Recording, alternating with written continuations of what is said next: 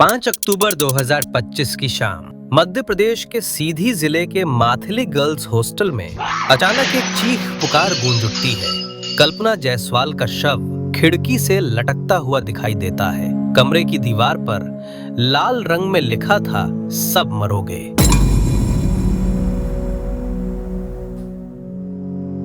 और उसी पल हर किसी के दिल में बस एक ही सवाल उठता है, क्या ये खुदकुशी थी या इस खामोशी के पीछे कोई खौफनाक साजिश छिपी हुई थी। आज हम उस रात की हर आवाज, हर परछाई और हर शक की तह तक जाएंगे। जानेंगे कि एक बेटी जो जिंदगी से लड़ रही थी, वो अचानक जिंदगी से हार कैसे गई।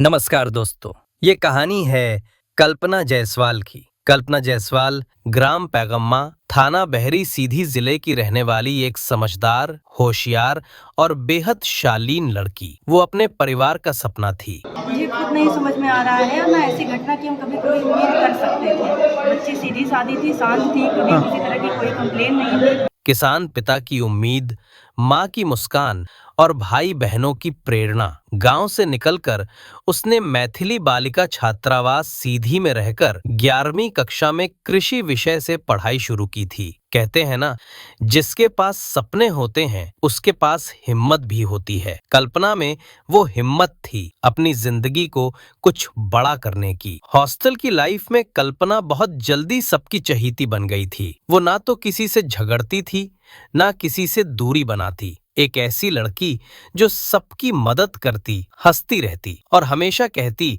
सब अच्छा होगा। उसकी दोस्त कहती हैं, वो कभी उदास नहीं दिखी, कभी शिकायत नहीं की, हमेशा सबसे कहती, चलो पढ़ाई करते हैं, मुस्कुराते हैं। लेकिन कई बार जो चेहरे सबसे ज्यादा मुस्कुराते हैं, उनके अंदर का दर्द सबसे गहरा होता है। और यही इस केस की सबसे बड़ी गुत्थी बन गया। हम लोग बोल रहे थे मार्केट तुम भी चलो। हाँ। वो बोल रही थी नहीं जाऊंगी। हाँ। फिर हम लोग मार्केट चले गए। फिर उसके बाद ज्यादा घंटे नहीं हुए थे, आधा घंटे हुए थे। उसके हाँ। बाद आए, हाँ। अंदर से दरवाजा बंद था। हाँ। फिर हम लोग दरवाजा खटखटाए। हाँ। फिर वो खोल नहीं रही। हाँ। फिर खोल के मैं उनके पास, हाँ। फिर मैं आए। हाँ। फिर टेबल रखे। हाँ। उसके बाद खिड़की से देखे कुछ धुंधला दिख रहा था। हाँ। फिर दोबारा देखे, वहाँ पास खिड़की में दुपट्टे लगे। अच्छा। 5 अक्टूबर 2025 की शाम सीधी के उस हॉस्टल में सब कुछ सामान्य लग रहा था। कल्पना अपने कमरे में अकेली थी। उसकी 2 सहेलियां बाहर गई थीं, 2 अपने घर। शाम ढल चुकी थी।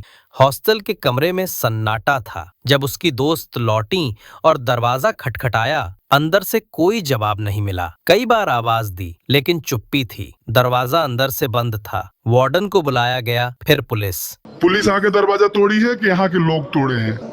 यहाँ पुलिस आ गई। पुलिस के सामने ही? पुलिस आने के बाद पुलिस के सामने ही दरवाजा टूटा है?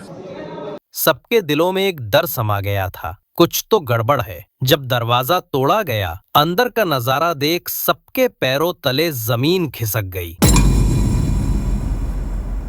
कल्पना खिड़की से लटक रही थी। कमरे में चारों तरफ अजीब सी खामोशी और हवा में डर की गंध थी। लेकिन कहानी यहीं खत्म नहीं हुई। दीवार पर लाल रंग से लिखा था, सब मरोगे। और उसी दीवार पर कुछ धुंधले हथेलियों के निशान थे, जिन्हें देखकर किसी का भी दिल दहल जाए। सवाल उठे, क्या कल्पना ने खुद ये लिखा या किसी और ने? और अगर उसने लिखा तो किसके डर से? पुलिस ने तुरंत जांच शुरू की। फॉरेंसिक टीम ने पूरे कमरे को सील कर दिया। दीवार का संदेश, खिड़की, दुपट्टा, खाली कोरेक्स की शीशियां, हर चीज को जांच के लिए उठाया गया। लेकिन कुछ ऐसा था जिसने सबको हैरान कर दिया। कमरे का सीसीटीवी कैमरा जानबूझकर नीचे कर दिया गया था। मतलब किसी को पता था कि कैमरा कहां लगा है। क्या ये सब पहले से प्लान था? पोस्टमार्टम रिपोर्ट आने में वक्त लग रहा था। फॉरेंसिक जांच में सामने आया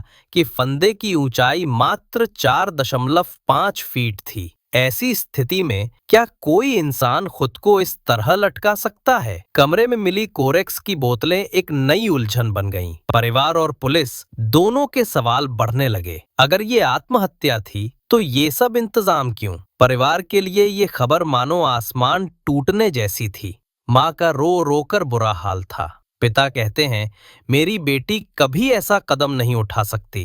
वो मजबूत थी, खुश थी और अपने सपनों में जी रही थी। परिवार ने इस घटना को हत्या बताया और पुलिस से सीधी बात कही, हमें बस सच्चाई चाहिए। सहेलियां भी यही कहती हैं, कल्पना कभी डिप्रेशन में नहीं थी। तो फिर सवाल वही, क्यों, किसने और कैसे? जांच जैसे जैसे आगे बढ़ी वैसे वैसे शक के घेरे और गहरे होते गए। कुछ गवाहों ने बताया कि कुछ दिन पहले कल्पना किसी कॉल को लेकर परेशान थी।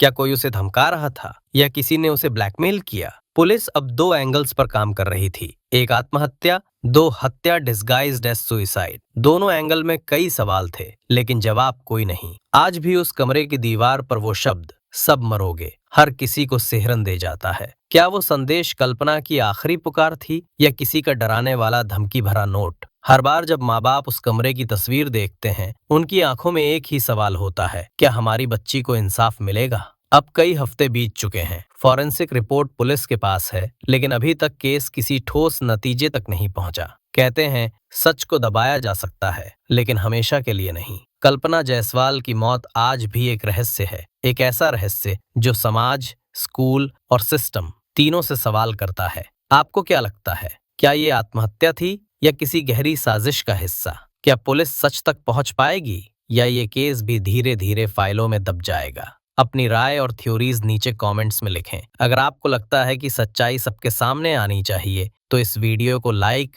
शेयर और सब्सक्राइब करें, क्योंकि कभी कभी एक आवाज एक पूरा सच उभार सकती है। अगर आप सच की तलाश में हैं, तो इस वीडियो को लाइक करें, दोस्तों के साथ शेयर करें और ऐसे सच्चे केस की हर अपडेट सबसे पहले देखने के लिए हमारे चैनल को सब्सक्राइब करना ना भूलें। याद रखिए, कभी कभी सच सुनना जितना डरावना होता है, उससे भी जरूरी है उसे जानना।